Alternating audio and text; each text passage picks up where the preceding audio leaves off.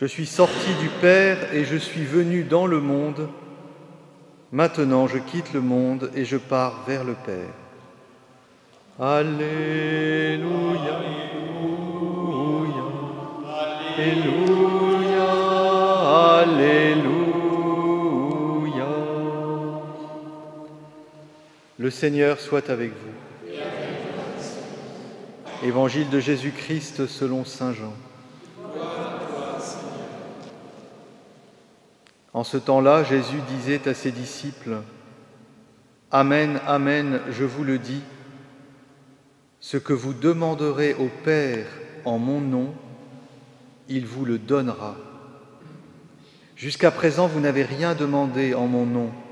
Demandez et vous recevrez. Ainsi, votre joie sera parfaite. » En disant cela, je vous ai parlé en images. L'heure vient où je ne vous parlerai plus en images. Je vous annoncerai ouvertement ce qui concerne mon Père. Ce jour-là, vous demanderez en mon nom.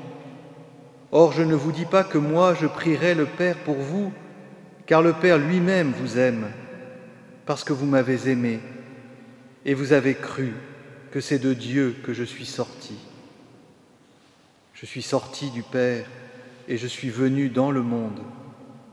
Maintenant, je quitte le monde et je pars vers le Père. Acclamons la parole de Dieu. Louange à toi, Seigneur Jésus.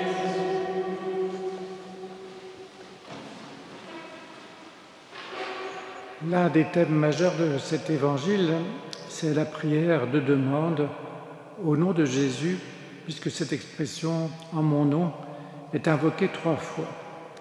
Et Jésus semble vouloir signifier que jusque-là, les prières de demande n'étaient encore qu'une ébauche de la vraie prière de demande. Effectivement, Dieu en tant que Père n'avait pas encore été révélé comme il le sera dans le Christ. On s'adressait donc à un Dieu sans visage, pourrait-on dire, ce qui n'est plus le cas avec Jésus, puisque celui-ci dira par ailleurs à Philippe « Qui m'a vu, a vu le Père ». Depuis Jésus, on ne peut plus dire que le visage de Dieu est inconnaissable.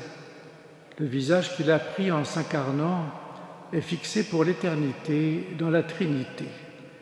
Et quand nous le rencontrerons, nous ne serons pas déroutés par ce visage. Nous serons même sans doute émerveillés de le reconnaître tel que nous l'avons rêvé.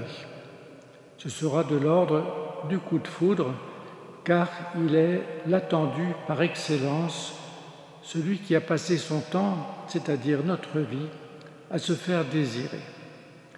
Demander quelque chose à Dieu au nom de Jésus, c'est donc lui rendre gloire, puisqu'on le reconnaît Père du Christ. Et puis nous pourrions ajouter que le Père ne saurait rien refuser au Fils, puisque le Fils lui-même ne refuse rien au Père. Il l'écoute et fait sa volonté. Thérèse de l'Enfant Jésus, qui était unie intimement au Christ, a pu ainsi, avec une audace typiquement mariale, dire « Il faudra que le bon Dieu fasse toutes mes volontés au ciel, parce que je n'ai jamais fait ma volonté sur la terre. » Thérèse évoque ainsi sa mission posthume, et nous savons à quel point elle est ou a été d'une fécondité extraordinaire. La foi dans le Fils, c'est-à-dire croire qu'il est venu d'auprès de Dieu pour nous, est déterminante. Cette foi-là comble de joie le Père, puisque celui qui vit une telle foi est à l'image de son Fils. On voit donc à quel point peut être puissant sur le cœur du Père, à quel point on peut être puissant sur le cœur du Père en ayant confiance en lui, comme si nous le connaissions de toute éternité, comme si nous le connaissions comme Jésus le connaît. Et par ailleurs, Dieu voit aussi de quel amour nous aimons Jésus, ce qui, évidemment, entraîne immédiatement une réciprocité d'amour de la part du Père. Jésus laisse entendre que, quand on en est là, lui-même n'a plus besoin d'intercéder pour nous. Pourtant, de tout cela, il ne faudrait pas déduire trop vite que nous pouvons nous adresser directement au Père sans passer par Jésus. Car si nous pouvons nous tourner ainsi vers le Père, ce ne peut être qu'en Jésus, qui reste le seul médiateur, le seul pont inévitable entre la terre et le ciel. Voilà donc un évangile encourageant, assorti de cette promesse, à savoir que le disciple accompli n'aura plus besoin de paraboles, c'est-à-dire de figures, pour entrer dans le mystère du Père. Il en aura une connaissance induite et non plus figurative. Et c'est ce que les mystiques vivent, mais ce n'est pas pour autant confortable, car cette connaissance-là plonge l'homme dans toutes sortes de nuits très déroutantes et souvent profondes. Alors pendant ces jours qui nous séparent de la Pentecôte, nous pouvons demander au Seigneur de nous faire désirer cet Esprit Saint, cet Esprit filial qui nous rend frères du Christ.